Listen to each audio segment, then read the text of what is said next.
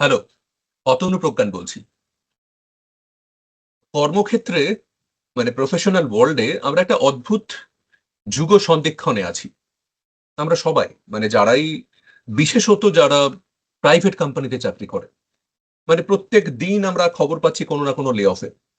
বড় বড় বেসরকারি প্রাইভেট কোম্পানিগুলো মানে মানে মানে প্রায় নিত্যদিনই আমরা কিছু না কিছু লে অফের এরকম একটা ঘোষণা শুনতে পাচ্ছি। খবরের কাগজে হোক, সোশ্যাল নেটওয়ার্কিং জগতে হোক, আমরা এগুলো পাচ্ছি। এবং যে কারণে আমাদের দেশের মানে আমাদের আশপাশের মানুষেরা আহ, এই চাকরি হারিয়ে তারা অনেকটা দিশেহারা হয়ে পথ খুঁজছে এই সময়। এবং যাদের চাকরি এখনো পর্যন্ত আছে তারা ভাবছে যে আমাদের চাকরি কতদিন সেফ। ফলে একটা অ্যাংজাইটির মধ্যে আমরা সকলেই আছি এখন। একটা এক্সপিরিয়েন্স হলো, একদম প্র্যাকটিক্যাল এক্সপিরিয়েন্স হলো যে আমার এক সহকর্মীর সঙ্গে, প্রাক্তন সহকর্মীর সঙ্গে এই 2-3 দিন আগেই কথা হচ্ছিল। মানে ওর চাকরি গেছে প্রায় 4-5 মাস, এবং তারপরে ও ব্যাঙ্গালোরে শিফট হয়েছে, একটা ঘর ভাড়া নিয়ে থাকে এবং সেখানে নতুন চাকরি বাকরির জন্য অ্যাপ্লাই করছিল। এর মধ্যে কি হয়েছে যে ও আবার পিছলে পড়ে গিয়ে ওর পা ভেঙে গেছে। এদিকে ওর স্ত্রী এখানে আহ, সম্ভবত বাঁকুড়া জেলায় একটি স্কুলে চাকরি করে।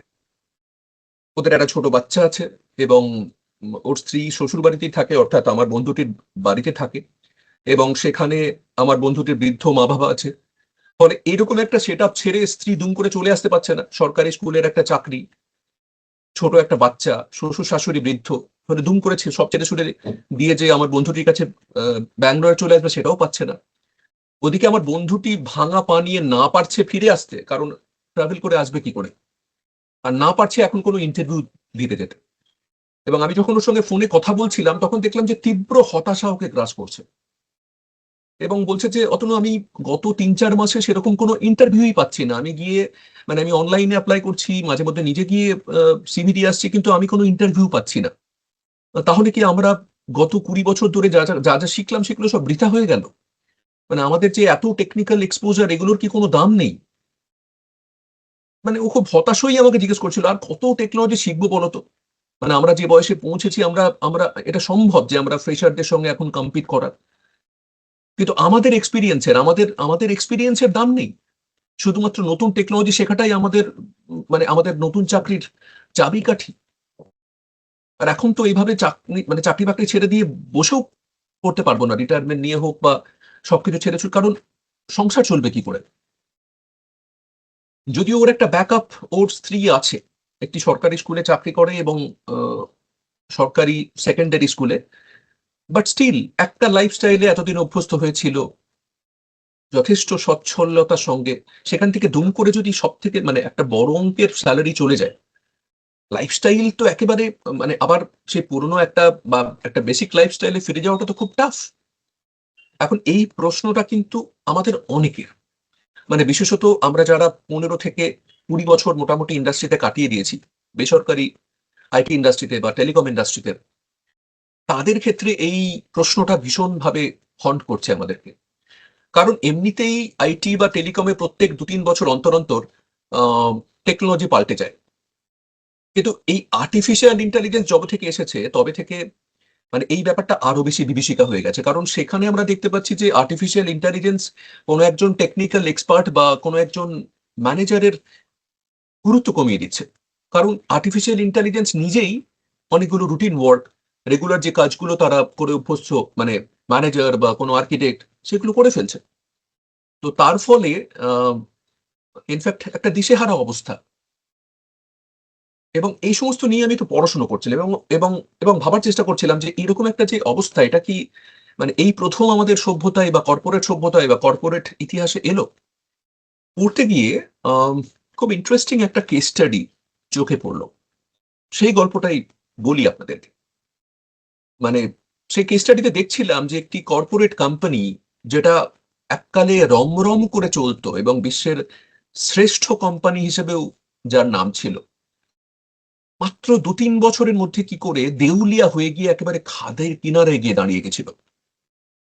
কিন্তু সেখানেই শেষ নয়, আবার সেই কোম্পানি একজনের হাত ধরে 9-10 বছরের মধ্যে পুরনো জায়গায় আবার ফিরে এসেছিল। এই গল্পটা আইবিএম কে নিয়ে। প্রখ্যাত আইটি কোম্পানি আইবিএম, তারই একটি গল্প। 70s 80s এর দিকে এই আইবিএম ছিল বিশ্বের সব থেকে বড় মানে কম্পিউটার কোম্পানি। এবং আইবিএম এর ম্যানেজমেন্ট ভাবতো যে তারা অজেয়, তাদেরকে কেউ হারাতে পারবে না এবং তারা ইউনিক। এবং তারা বলা যেতে পারে আইটি ইন্ডাস্ট্রির মুকুটহীন বাদশা, কারণ তারা প্রচুর টাকা আর&ডি তে ইনভেস্ট করতো এবং একচেটিয়া তাদের মার্কেট ছিল আইবিএম মেন ফ্রেম কম্পিউটারের। এবং তখন তাদের ব্যবসাটা হচ্ছে যে কম্পিউটার বিক্রি করা। আইবিএম এর কম্পিউটার হচ্ছে একচেটিয়া সেই সময়ে। এবং আইবিএম এর কম্পিউটার ছাড়া যেন ভাবাই যেত না।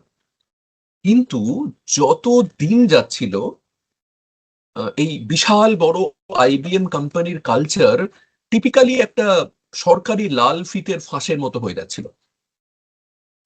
কর্মীদের স্বাধীন কোনো চিন্তা ভাবনা থাকলে সেগুলো এক্সপ্রেস করতে দেওয়া হচ্ছিল না। বলা হচ্ছিল যে চোখ বন্ধ করে যা নিয়ম আছে সেগুলোকে মেনে নাও।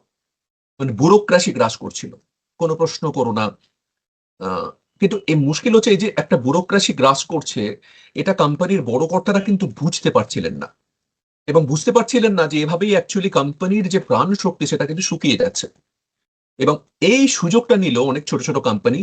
তারা কি করলো যে আইবিএম যে কোয়ালিটির কম্পিউটার বিক্রি করতো ঠিক একই জিনিসকে ক্লোন করে অর্থাৎ কপি করে তারাও আইবিএম এর মতোই কম্পিউটার বিক্রি করতে মানে কম্পিউটার ডেভেলপ করতে আরম্ভ করলো এবং বেচতে আরম্ভ করলো, যেটা অনেক কম দামে। এবং তার ফলে বাজার কিন্তু তাদেরকে লুফে নিল এবং ফলে আইবিএম ধীরে ধীরে তার বাজার হারাতে লাগলো। এবং কর্পোরেট সার্কেলে এই কথাটা একটু চাউর হয়ে গেল যে আইবিএম তো পুরনো সেকেলে হয়ে গিয়েছে, ওটা তো পুরনো হাতি।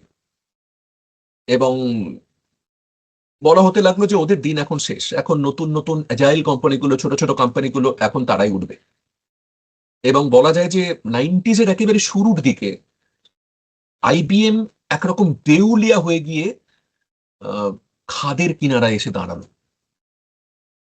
এরপরই ঘটলো একটা ম্যাজিক। 1993 আইবিএম এর যিনি তৎকালীন সিইও জন অ্যাকার্স, তিনি সরে দাঁড়ালেন এবং নতুন সিইও হিসেবে জয়েন করলেন লু গার্টসনার। উনি কিন্তু টেকনিক্যাল মানুষ ছিলেন না, টেকনিক্যাল অভিজ্ঞতার মানুষ ছিলেন না, ইঞ্জিনিয়ার ছিলেন না। কিন্তু ম্যাকিনসে, অ্যামেক্স বা আরজেআর ন্যাভিক্সো এই সমস্ত কোম্পানিতে চেঞ্জ লিডারশিপের অভিজ্ঞতা ওর প্রচুর ছিল। এখন আইবিএম এর পুরনো যারা লিডারশিপ লোকজন তারা বলতে লাগলো একজন নন টেকনিক্যাল মানুষ হয়ে সিইও কি করে সামলাবে আইবিএম এর মতো ওরা সুপার টেকনিক্যাল কোম্পানি কে, কি করে হাল ধরবে। কিন্তু লু গার্টসনার কিন্তু জয়েন করেই আইবিএম এর আসল রোগটা বুঝতে পারলো। এবং উনি বুঝতে পারলেন যে এই পুরো ব্যাপারটার মূল সমস্যা হলো পুরনো কিছু গোঁড়া রুলস আকারে বসে আছে আইবিএম এর লোকজন। এবং এখানে একটা চেঞ্জ মানতে না চাওয়ার কালচার চলছে। কোম্পানিটা এতটা বড় হয়ে গিয়েছে যে ব্যবসার থেকে ব্যুরোক্রাসি তাদের কাছে প্রধান হয়ে দাঁড়িয়েছে। তো উনি বোর্ড মিটিং করলেন, উনি বড় বড় যারা আইবিএম এর লিডার ছিল পুরনো তাদের সঙ্গে মিটিং করলেন এবং তাদের কাছ থেকে সাজেশন নিলেন। বেশিরভাগ লোক বললো দেখুন আইবিএম অনেক বড় হয়ে গেছে এবং আইবিএম সামলানো যাচ্ছে না, আইবিএম কে টুকরো টুকরো করে দেওয়া হোক, তাতে ব্যবসা সামলানো সহজ হবে। কিন্তু গার্টসনার বললেন না না, কোম্পানি একসাথেই থাকুক, কারণ আইবিএম এর ইউনিক শক্তি হচ্ছে যে তার একটা বিরাট স্কেল এবং তার ক্যাপাবিলিটি। এই ইউনিক্সটাকে ভাঙা কিছুতেই ঠিক হবে না। বরঞ্চ উনি প্রপোজ করলেন যে চলুন আমরা সবাই মিলে আইবিএম এর কালচারটাকে পাল্টাই এবং এই কালচার পাল্টানোটাই আমাদের মূল ফোকাস হোক। এবং ওর একটা বিখ্যাত কথা হচ্ছে কালচার ইজ দ্য গেম। সবাই বলল কিভাবে। উনি তখন বললেন যে দেখুন প্রথমেই আমাদেরকে বুঝতে হবে যে আমরা কিন্তু শুধুই আমাদের প্রোডাক্ট নিয়ে ভাববো না, আমরা বড্ড বেশি আইবিএম এর প্রোডাক্ট নিয়ে ভাবছি। বরঞ্চ আমরা ভাববো যে এই সময়ের কাস্টমারের কি প্রয়োজন। সবাই বলল মানে। উনি তখন বললেন যে দেখুন আপনারা মানে ডেটা ফেটা দিয়ে উনি দেখালেন যে দেখুন আইবিএম এর যে মেন ফ্রেম কম্পিউটার বেচে এই মুহূর্তে কোম্পানির 90% রেভিনিউ আসছে, কিন্তু বাজার তো পড়ে যাচ্ছে এই কম্পিউটারে। কারণ এর থেকে সস্তা দামের কম্পিউটার অনেক ছোট ছোট কম্পিটিটর কোম্পানি বিক্রি করে দিচ্ছে। ক্লোন করছে আমাদের কম্পিউটারের। তাই কম্পিটিটিভ হতে গেলে কিন্তু এই আমাদের আইবিএম কম্পিউটারের প্রাইস কাট করতেই হবে, দাম কমাতেই হবে। তখন অন্যান্য লিডার বললেন অসম্ভব, কারণ দাম কমলে তো আমাদের ওভারঅল প্রফিট মার খাবে, আমরা এতদিনের ইতিহাসে কখনো দাম কমাইনি। উনি বললেন যে না, দাম কিন্তু আমাদেরকে কমাতেই হবে, না হলে কিন্তু আমরা টিকতে পারবো না এই প্রোডাক্টে। কিন্তু আমাদের পুরো ব্যবসার যে ফোকাস, সেটাকে কম্পিউটার বেচা কেনার দিকে রাখলে চলবে না, বরঞ্চ আমাদের কোম্পানির যেহেতু অনেক ম্যান পাওয়ার এবং এক্সপিরিয়েন্স অনেক, কন্ট্যাক্টস অনেক, একটা ব্র্যান্ড ভ্যালু বিশাল রয়েছে, এইটাকে কেন্দ্র করে আমাদের কোম্পানিকে হয়ে উঠতে হবে একটা টেক ইন্টিগ্রেটর, বা বলা ভালো যে একটা সফটওয়্যার সার্ভিস লিডার। অর্থাৎ কাস্টমারের যে সফটওয়্যার সলিউশন দরকার হবে সেটাকে আমরা বানিয়ে আমরা ডিপ্লয় করব, এবং এইভাবে আমরা সার্ভিস ইন্ডাস্ট্রিতে আইবিএম কে নতুন করে প্রজেক্ট করতে চাইব। শুধুমাত্র কম্পিউটার বেচে হবে না, আমাদের কম্পিউটার এর থেকেও সফটওয়্যার সার্ভিস, টেকনিক্যাল ইন্টিগ্রেশনস, এই ব্যাপারগুলোতেই প্রায়োরিটি দিতে হবে। এবং তার জন্য আমাদের যেটা দরকার সেটা হচ্ছে বড় একটা কাঁচি নিয়ে বসা। অর্থাৎ অপ্রয়োজনীয় যা কিছু খরচাপাতি চলছে সেগুলোকে দেখে দেখে সেগুলোকে কমানো, স্লো, ডুপ্লিকেট বা অদরকারি যে সমস্ত প্রসেস আছে সেগুলোকে ছেঁটে ফেলা। আমি লক্ষ্য করেছি যে এখানে ভীষণ স্লো ডিসিশন নেওয়া হচ্ছে, ডিসিশন নেওয়ার জন্য মেলবাজি করে যাচ্ছে লোকজন, মানে একটা কংক্রিট সলিউশনের থেকে মেলে কথাবার্তা চালাচালাতিতেই প্রচুর সময় চলে যাচ্ছে। একটা অতি ডিসেন্ট্রালাইজড, অর্থাৎ ছড়ানো ছেটানো একটা কাঠামো, সেটাকে আমাদেরকে কেটে কুটে একটা ফাস্ট ইনফরমেশন ফ্লো এর একটা সিস্টেমে আনতে হবে। এবং আমরা দেখতে পাচ্ছি যে কোম্পানির প্রফিট হোক বা না হোক, আমরা স্যালারি দিতে দিতেই আমাদের মানে আমাদের আমাদের আমাদের যেন সেটাই প্রায়োরিটি হয়ে যাচ্ছে। কিন্তু আমাদের বুঝতে হবে যে আমাদের কোম্পানির পারফরমেন্সটা সবার আগে। সে কারণে কোম্পানির পারফরমেন্স ভালো হলে তবেই কিন্তু স্যালারির প্রশ্ন আসছে। সুতরাং কর্মীদের স্যালারি হোক কর্পোরেটেড পারফরমেন্সের উপর ভিত্তি করে, অর্থাৎ ভ্যারিয়েবল পে, স্টক, বোনাস, এইগুলোই কিন্তু স্যালারির একটা বিশাল অংশ জুড়ে থাক, এবং এগুলো কিন্তু আইবিএম এর সামগ্রিক যে ফলাফল তার উপর নির্ভর করবে। তাছাড়া আমি লক্ষ্য করছি যে এক টিমের সঙ্গে অন্য টিমের প্রচুর একটা জেলাসি রয়েছে, ইন্টারনাল ফাইট রয়েছে। এটা বন্ধ করতে হবে এবং আমাদেরকে কোলাবোরেশনের দিকে নজর দিতে হবে, কারণ কোলাবোরেশন, একসঙ্গে ইউনাইটেড ভাবে কাজ না করলে কিন্তু আইবিএম এর আবার ওঠাটা খুব ডিফিকাল্ট। এবং এই সমস্ত নানা স্ট্র্যাটেজি অ্যাপ্লাই করে আইবিএম কে আবার নতুন করে গড়তে লাগলেন লু গার্সনার। হাজার হাজার লোক কিন্তু ছাঁটাইও হলো। 1993 সালে যে কোম্পানিটা বছরে $16 বিলিয়ন লস করেছিল, অর্থাৎ ভারতীয় টাকায় প্রায় 1,34,000 কোটি টাকা লস করেছিল, সেই কোম্পানিটা 9 বছরের মধ্যে কোম্পানির গ্রোথ 40% বেড়ে গেল। এবং বেশিরভাগ রেভিনিউ এলো কিন্তু এই সার্ভিসেস আর কনসাল্টিং ডিভিশন থেকেই, অর্থাৎ যেটা লু গার্সনার প্রপোজ করেছিল। কোম্পানির স্টক প্রাইস বেড়ে গেল 8 গুণ। এভাবে এই নতুন স্ট্র্যাটেজি এবং এই নতুন লিডারশিপের হাত ধরে আইবিএম আবার চলে এলো টেক দুনিয়ার একেবারে কেন্দ্রবিন্দুতে। এবং এভাবেই লু গার্সনার বিশ্বের সব থেকে সফল কর্পোরেট টার্ন অ্যারাউন্ড গুলোর মধ্যে একজন সেরা স্থপতি হিসেবে কর্পোরেট ইতিহাসে নিজের জায়গা করে ফেললেন। যে মানুষটার ব্যাকগ্রাউন্ড টেকনোলজি নয় বলে তার লিডারশিপ নিয়ে কোয়েশ্চেন উঠেছিল, সেই মানুষটারই স্ট্র্যাটেজিক লিডারশিপ আইবিএম কে নতুন করে প্রতিষ্ঠিত করে দিল। এবং এই যে পুনর্জন্ম হলো, এর মূল ফিলসফি ছিল লু গার্সনারের সেই বিখ্যাত একটি স্ট্র্যাটেজি, সেটা হচ্ছে don't fix the product first, fix the mindset. অর্থাৎ চিন্তা ভাবনা পাল্টালেই সবকিছু সম্ভব। এবং এই এই থট প্রসেসের জোরেই কিন্তু একটা মৃত কোম্পানি আবার লাভে ফিরে এলো, এবং আজও তারা রমরম করে বেঁচে আছে। তার কারণ তারা নিজেকে তখন রিডিফাইন করেছিল এবং কন্টিনিউয়াস রিডিফাইন করে যাচ্ছে। আমার কোথাও একটা মনে হচ্ছে জানেন, যে এই এআই যুগে আমাদেরও এরকমই খানিকটা সমস্যা। এবং আমরাও খানিকটা এরকমই একটা সংকটে আছি। মানে আজ আমরা ভাবছি, আমরা অনেকেই ভাবছি যে এআই আমাদের কাজ কেড়ে নিচ্ছে, এবং আমরা ভাবছি যে আমি কি করবো এরপর। মানে ইনফ্যাক্ট এআই যদি আমার কাজকর্ম সবকিছু কেড়ে নেয়, তাহলে তাহলে আমি কে? আমি এতদিন এই যে কোয়ালিফিকেশন নিলাম, আমি যে এত কিছু শিখলাম, সেটার কোনো মানে নেই। অর্থাৎ আমরা একটা আইডেন্টিটি ক্রাইসিসে ভুগছি।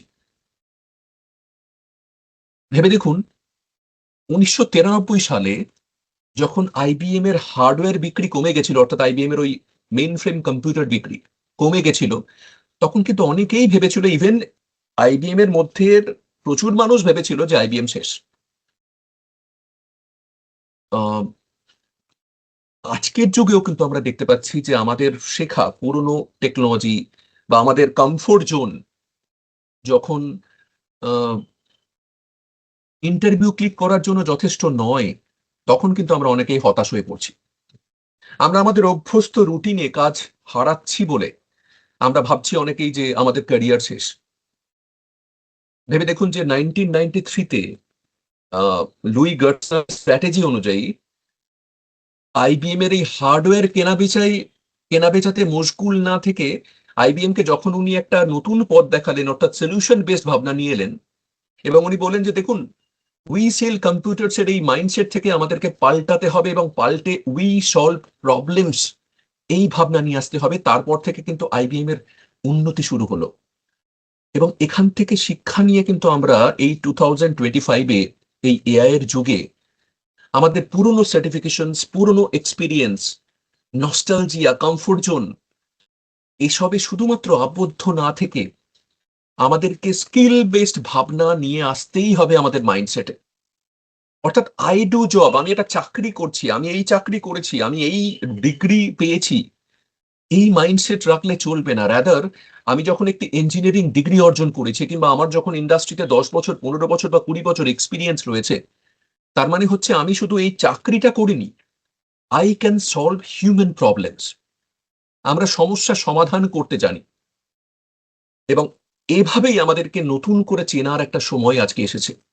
নিজেদের মূল্যকে রিডিফাইন করার সময় চলে এসেছে। আমরা শুধুই কিন্তু জব টাইটেল নই, আমরা কেবল engineer, architect, manager, senior manager, director না, এগুলো শুধুমাত্র টাইটেল। আসলে আমরা প্রত্যেকেই প্রবলেম সলভার। ভালো প্রফেশনাল মানে হচ্ছে ভালো একজন প্রবলেম সলভার। আপনি ডাক্তার বলুন, ইঞ্জিনিয়ার বলুন, চার্টার্ড অ্যাকাউন্টেন্ট বলুন, টেকনিশিয়ান বলুন, টিচার বলুন, প্রত্যেকটা মানুষ কিন্তু আসলে প্রবলেম সলভার। এক একটা প্রবলেম তাদেরকে দেওয়া হয় বা তারা একটা করে প্রবলেম ফেস করে, তারা সলভ করতে পারে। যে যত ভালো প্রবলেম সলভার, সে তত বেশি অ্যাডাপটিভ, তত বেশি টিকে থাকতে পারবে। দেখুন, এআই আমাদের কিছু রুটিন কাজ নিয়ে নিচ্ছে, কিন্তু আমাদের যে এমপ্যাথি, মানবিক এমপ্যাথি, আমাদের যে জাজমেন্ট বা বিচার বুদ্ধি, মানুষের সঙ্গে মানুষের যে ইমোশনাল কানেক্ট, এর বিকল্প কিন্তু এত সহজে এআই হয়ে উঠতে পারেনি এখনো। কাজেই আহ, নতুন টেকনোলজি, এআই এর যে নতুন টেকনোলজি, এখান থেকে আমরা যদি দূরে সরে যাই, এটা নতুন, আমি করব না, আমি আমি এইগুলোতে অভ্যস্ত ছিলাম, মুশকিল আছে। বরঞ্চ তাকে আমাদেরকে পার্টনার বানাতেই হবে, নতুন টেকনোলজিকে পার্টনার বানানো, এবং তার সঙ্গে সঙ্গে আমাদের এমপ্যাথি, আমাদের বিচার বুদ্ধি, আমাদের প্রবলেম সলভিং, আমাদের হিউম্যান কানেক্ট, এর উপরে আস্থা রাখা, এবং তার সঙ্গে প্রত্যেক মুহূর্তে শিখব, গ্রোথ মাইন্ডসেট রাখা।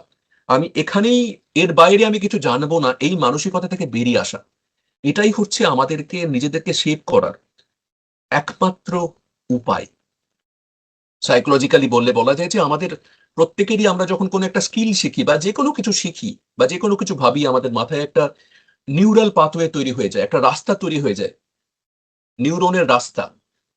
এখন আমাকে যদি আরেকটা নতুন রাস্তা তৈরি করতে হয়, তাহলে ডেফিনেটলি সেই জিনিসটাকে নিয়েও অল্প অল্প করে চর্চা শুরু করতে হবে। রাতারাতি চর্চা বাড়ানো সম্ভব না, অল্প অল্প করে চর্চা করলেই ধীরে ধীরে একটা রাস্তা, নতুন রাস্তা তৈরি হবে, হবেই। এটাই তো নিউরোপ্লাস্টিসিটির নিয়ম। নিউরাল পাথওয়ে তো এভাবেই তৈরি হয়, যে কোনো বয়সেই এই নিউরাল পাথওয়ে তৈরি হতে পারে।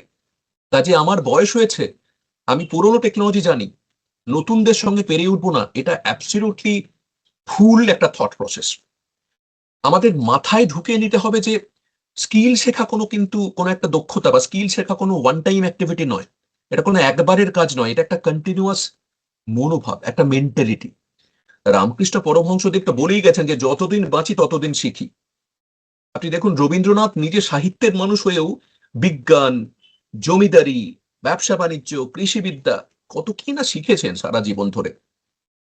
একসময় আইবিএম ভেঙে যাওয়ার কথা হয়েছিল, কিন্তু লুই গার্টসনার এটা হতে দেননি। বরঞ্চ আইবিএম এর কর্মীদের পারস্পরিক যোগাযোগ বাড়িয়ে একটা টিম হিসেবে, এক টিম হিসেবে নিজেদেরকে তৈরি করা, নিজেদেরকে আবার পুনর্জন্ম বা পুনর্গঠন করার একটা কালচার উনি ছড়িয়ে দিয়েছিলেন। এইটাও আমাদেরকে বুঝতে হবে যে একা একা আমরা কিছু করতে পারবো না এই যুগে। কোলাবোরেশন এবং নেটওয়ার্কিং হচ্ছে এই যুগের মূল শক্তি। অর্থাৎ অনেকে মিলে একটা কাজ করতে পারবো, এবং এটাও কিন্তু একটা স্কিল। আজ এই অবধি থাকলো। ভালো থাকবেন সবাই।